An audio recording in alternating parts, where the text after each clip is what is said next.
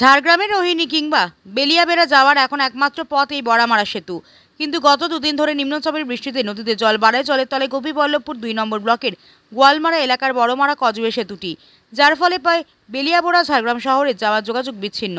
পাশাপাশি প্রায় 10 থেকে 15টি গ্রামের যোগাযোগ ব্যবস্থা এই সেতু, কিন্তু ডুলুং নদীতে ব্যাপক জল বাড়ার কারণেই সেতুর ওপর দিয়ে জল যাওয়ার কারণে যোগাযোগ বিচ্ছিন্ন হয়ে পড়ে।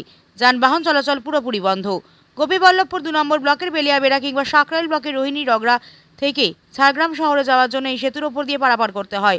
সমস্ত জরুরি পরিষেবার জন্য ঝাড়গ্রাম শহরে আসতে হয় সাধারণ মানুষকে, ফলে চরম সমস্যায় পড়তে হচ্ছে সাধারণ মানুষকে।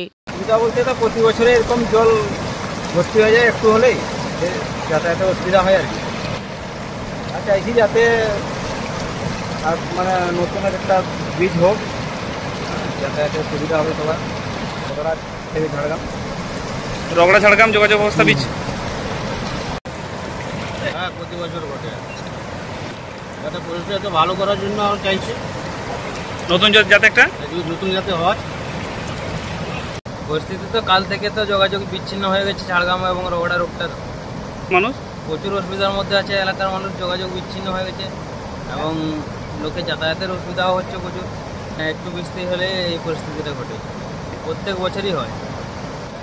আমরা চাইছি সরকারের কাছে যে একটা পার্মানেন্ট ব্রিজ হয়ে গেলে ভালো, লোকের যাতায়াতের সুবিধাও হবে এবং এই বৃষ্টির মধ্যে অসুবিধায় পড়তে হবে না।